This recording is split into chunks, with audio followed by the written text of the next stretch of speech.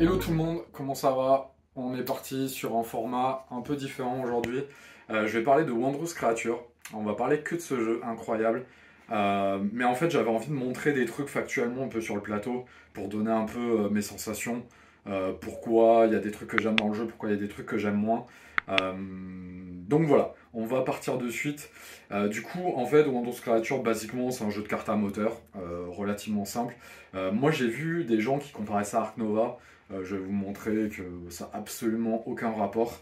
Euh, les règles sont vraiment extrêmement simples. Je vais vous les expliquer en 2 secondes. Je vais même pas les expliquer, je vais dire quel est le principe du jeu. En fait, à ton jeu, tu as plusieurs options. Tu as 3 ouvriers, tu le places. Si tu le places là, tu gagnes ce qu'il y a dessus. Donc là, un œuf, boum, tu gagnes le bonus si tu le prends. Et tu gagnes les ressources qu'il y a autour. Donc là, en l'occurrence, je gagnerai 2 algues. Boum, je monte 2 algues. Très simple. L'autre action que je peux faire, c'est poser 2 cartes. Il y a plusieurs types de cartes. Des cartes avec effet permanent, vous allez voir, c'est vraiment extrêmement classique. Ici, avec des énergies, donc tu dépenses des tokens qu'il y a sur la carte pour faire l'effet. C'est une action gratuite. Ici, effet immédiat. Ici, effet quand tu recharges. Parce que quand tu as posé tes 3 ouvriers, tu vas pouvoir recharger pour les récupérer et du coup faire ces effets. Et ça va faire monter la piste de temps aussi. Donc accélérer normalement à la fin de partie, mais vous allez voir que pas tant que ça en vrai. Et ici, carte fin de partie. Voilà, vous avez l'impression d'avoir vu ça déjà. Il n'y a pas de problème, vous connaissez déjà quasi le jeu. L'autre action que vous pouvez faire, c'est faire un objectif. Alors, le premier petit souci que j'ai avec le jeu, justement, en fait c'est le principal souci que j'ai avec le jeu, c'est justement ces objectifs. Comme vous pouvez le voir, en fait, quand tu tires les objectifs, tu dois tirer des symboles d'animaux différents. Et tous ces objectifs-là, ça sera forcément des symboles d'animaux. Soit des paires, soit des symboles simples. Ici, c'est simple, il faut 5 icônes de dragons et ou de lézards, je sais pas. Voilà. Et du coup, quand tu en as 5 ou 8, tu vas pouvoir prendre un petit balai comme action, le faire dessus, et tu prends une coupe. Et en plus de ça, tu débloques le bonus ici. Relativement simple. Du coup, c'est ça qui accélère la fin de partie, c'est que quand il n'y a plus de coupe ici, ça enclenche la fin de la partie, ça déclenche immédiatement la fin de la partie. Donc c'est une course entre les deux joueurs en gros, mais si vous êtes en mode chill, évidemment la partie va pouvoir durer assez longtemps, parce que si vous ne faites pas d'objectif, bah, le jeu s'accélère jamais ou presque. À part quand on arrive ici, mais pour arriver ici, va falloir y aller, parce que nous, sur toutes les parties qu'on a fait, même la première, on était au milieu. Hein. Clairement, je vois pas comment t'arrives au bout, ça me paraît vraiment assez peu probable. Même quand t'as moins l'habitude de ce style de jeu, tu vas être par là, à mon avis, au grand max. Donc, en fait, voilà, quel est le petit truc? En fait, il y a un truc sympa, j'allais dire, on va parler d'abord du truc qui est cool là-dedans, c'est qu'en fait, quand tu vas poser tes cartes, donc c'est une action de poser des cartes évidemment, tu vas avoir des symboles. Tu vas avoir des symboles de biomes et des symboles d'espèces d'animaux. Du coup, évidemment, si c'est des pouvoirs comme ça, tu vas les mettre comme ça, et si c'est euh, des pouvoirs temporaires, tu vas pouvoir les empiler. Mais du coup, très rapidement, tu as quand même une grosse zone de jeu. Nous, on finit les parties, on a posé 15 cartes, entre 12 et 15 cartes, si je dis pas de bêtises. Donc c'est conséquent. Et en plus de ça, on compte aussi les œufs qu'on a gagnés. Du coup, pour faire cet objectif-là, par exemple, je vais pouvoir utiliser mes œufs. En plus de mes symboles permanents, je vais pouvoir retourner des œufs. Donc évidemment, une fois qu'ils sont retournés, je ne vais pas pouvoir les réutiliser pour une autre action de style. Mais du coup, ça fait qu'en fait, au début, tu fais ton petit moteur, c'est cool. Les cartes sont vraiment sympas. Moi, j'aime beaucoup. C'est très classique. On va en chercher d'autres. Ah ben tiens, il y a une rivière là. C'est très classique. Mais je trouve que globalement, le moteur de carte marche bien. Parfois, c'est un peu. Il y a quand même pas mal d'infos, vous voyez. On est quand même sur des cartes qui ont un bon symbole, il y a l'explication en texte dessous, donc ça c'est plutôt pas mal. Mais parfois, par exemple, sur une carte comme ça, il faut quand même réfléchir un peu à qu'est-ce que ça veut dire, il va falloir lire le texte. Et comme on a une rivière de 6 cartes, ça fait quand même pas mal d'infos. Ça fait quand même pas mal d'infos. Le truc, c'est que tous ces symboles-là dont on parle, il va falloir traquer quasi tous les symboles animaux du jeu. Je crois qu'il y en a qu'un ou deux qui ne sera pas présent dans la partie. Et il faut traquer les siens, mais il faut traquer ceux de l'adversaire, évidemment. Et le truc, c'est qu'il faut regarder à la fois ces cartes et à la fois les œufs. Et comme je vous dis, ça monte assez vite. Hein. Même les œufs, souvent, en moitié de partie, on est déjà par là, potentiellement, sur certaines parties. Donc, ça fait que du coup, il y a une sensation que dès le milieu de partie, je ne regarde plus l'adversaire. Je dis l'adversaire pourquoi? parce que bah on le joue qu'à deux, parce qu'effectivement, vu comment l'interaction, en fait, elle est complètement étouffée par le fait qu'il faut traquer ses objectifs, bah on joue à deux en fait. Parce que sinon, l'interaction principale, elle est quand même sur la course de ses objectifs, mais qui sont déjà très compliqués à traquer pour soi, parce qu'il faut compter le nombre de symboles de tous les objectifs, plus ceux-là dont j'ai pas parlé, qui vont des objectifs en plus. Là, par exemple, il faut 10 fois le même symbole, là, il faut 6 fois le même biome, là, il faut 2 cartes de chaque type différent. Donc, encore plus de trucs à traquer, et en plus, il y en a qui sont vraiment plus simples que d'autres, genre celui-là, on l'a jamais fait, je crois. On finissait toujours la partie avant de faire ça. Euh, Parce qu'il y a un autre moyen aussi de gagner des coupes qui est ici, quand tu dépasses les 30 PV, tu vas prendre une coupe aussi. Donc c'est souvent ça d'ailleurs qui déclenche la fin de partie. Plutôt bonne idée d'ailleurs, hein, de monter les points de victoire, ça fait gagner des bonus. Ça c'est un truc que j'aime bien pour le coup. On a aussi une autre ressource qui est intéressante qui est le filet, qui est que quand tu te poses là, vous voyez, vous avez des petits symboles en bas. Alors des fois ça permet d'aller chercher des œufs. On peut aller chercher un œuf adjacent, boum, on le chope avec le filet. C'est un peu Pokémon style. Mais on peut utiliser le filet aussi pour faire le petit pouvoir ici.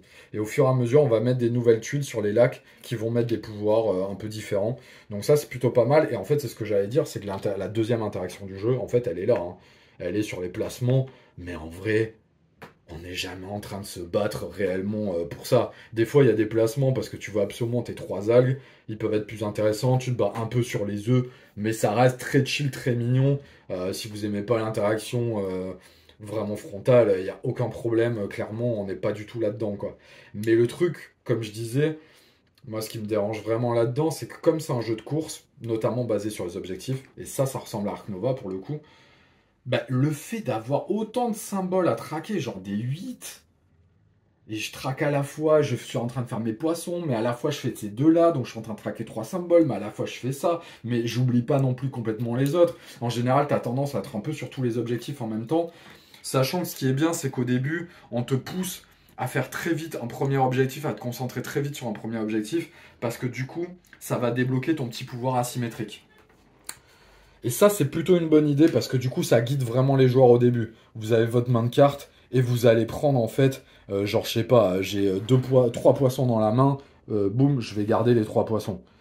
Donc ça met vraiment une bonne indication en début de partie. Et moi, j'aime vraiment la sensation de début de partie. Je trouve vraiment que c'est à partir du mid-game où où on commence à avoir beaucoup de cartes, beaucoup d'œufs, beaucoup d'objectifs à traquer.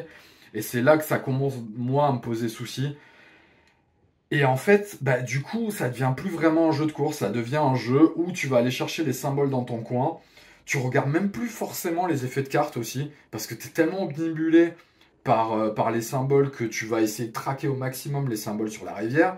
Évidemment, des fois, les symboles ne sortent pas, il t'en manque un, tu capitalisais sur les 8 ici, il t'en manque un, ils sortent pas. C'est aussi pour ça qu'il y a la bonne idée d'avoir les œufs, mais des fois, vraiment, t'as chopé tous les œufs, il te manque un symbole de carte, ça sort pas, ou alors la carte, elle est vraiment naze dans la situation. Et donc, du coup, c'est vrai que ça crée une dynamique un peu très solitaire, en fait, je trouve.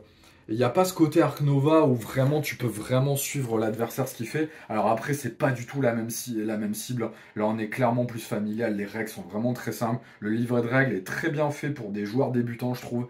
Autant pour un joueur confirmé, tu te demandes pourquoi il y a autant de règles pour des choses aussi évidentes. Mais en fait, c'est là que je vois que la cible est vraiment très familiale. Et là, pour le coup, je pense, en fait, pour moi, là où le jeu excelle, c'est que c'est un très bon entry game pour découvrir les moteurs de jeux de cartes. Je pense que c'est vraiment là la cible. Et pour les gens qui aiment faire des moteurs et qui prennent satisfaction juste au moteur et à faire ça chill dans leur coin un dimanche avec les enfants, je sais pas.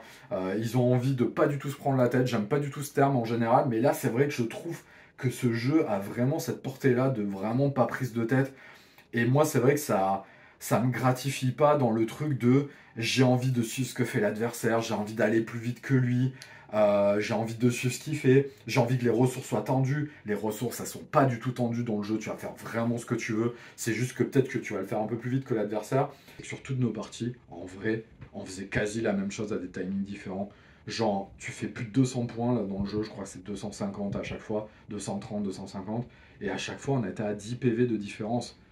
En fait, on a l'impression que le skill est pas du tout récompensé dans le jeu.